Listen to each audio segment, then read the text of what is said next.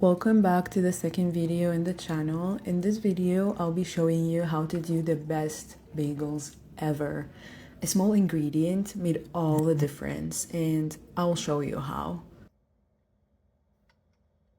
This is my third time making bagels, and it's safe to say that it's the best out of all.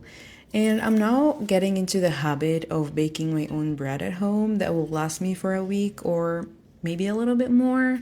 But instead of buying it from the store, I feel like this is the best alternative for me. So hopefully I'll be posting different bread recipe at least once a week.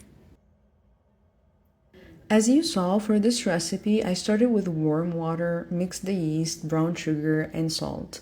And for the first step, you want to make sure that your yeast is active and alive.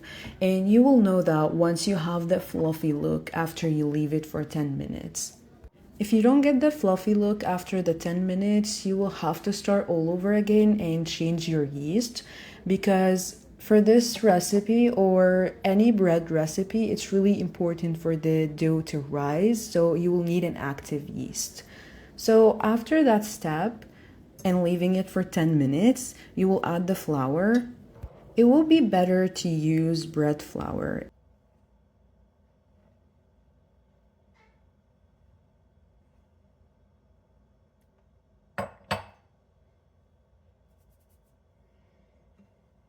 Now for the sports part. So this is the baking sports. It's always the kneading. So now you want to knead your dough for 10 to 15 minutes. You can either do it by hands like I did, which was a great exercise, or you can do it with the stand mixer if you have one.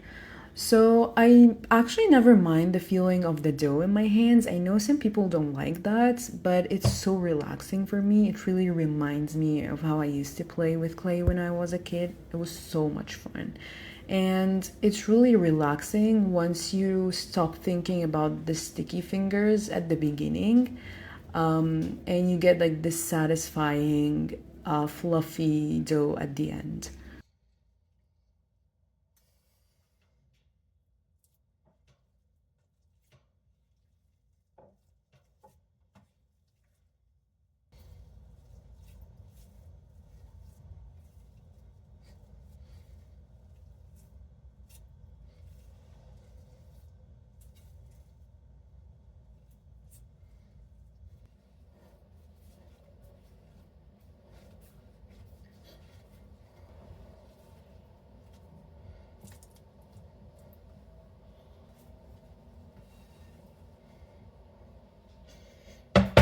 And also don't forget to always clean your surfaces before and after kneading the dough, because it really gets so messy so fast. After the kneading process, you will leave the dough to rest in an oiled bowl for 1 hour or until it doubles in size. Once it's all done and you see this big fluffy dough, you will take it and give it a good punch just to make sure it's fluffy and good. Now you'll start by dividing this dough into 8 pieces. This one can also make you 12 bite-sized pieces for like a fun small breakfast kind of thing. When you divide the dough, you wouldn't need to flour your surface at this point, as the dough will be so smooth it wouldn't stick to anything.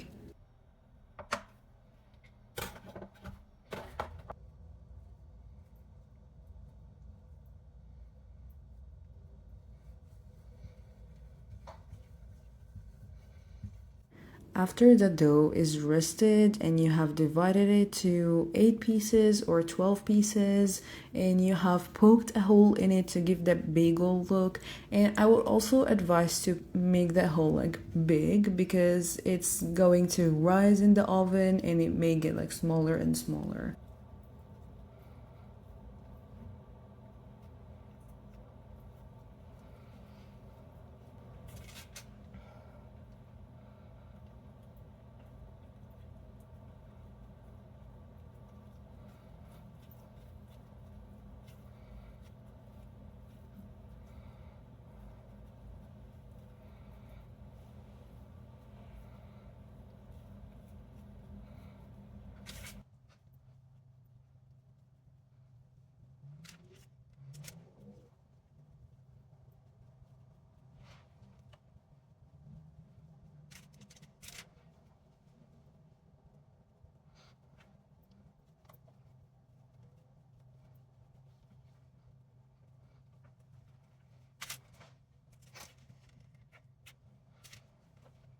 So now you will have a pot of boiling water ready, and you will add brown sugar and baking soda to it, which what made all of the difference for me. I used to use just like normal boiling water, just regular water with nothing in it. But the addition of the brown sugar from start to end and the baking soda made it much better. Now, I will strongly advise you to just trust the process. Especially with bagels, it's so important to trust the process because at a certain point, which is the next point, it may look so ugly that you feel that you have failed, but you didn't. Don't worry. It's just like in design, when you're starting a new project and you feel suspicious that it may not turn out so good or as the way you have pictured it, but you have to just trust the process.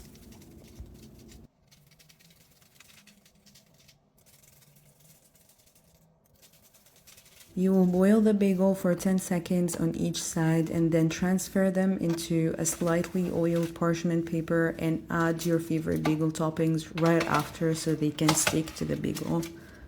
Now you will bake them for 20 minutes on a 425 degrees. After that, you will flip them and leave them for extra 2 to 3 minutes, and there you have it. The best bagels you will ever have.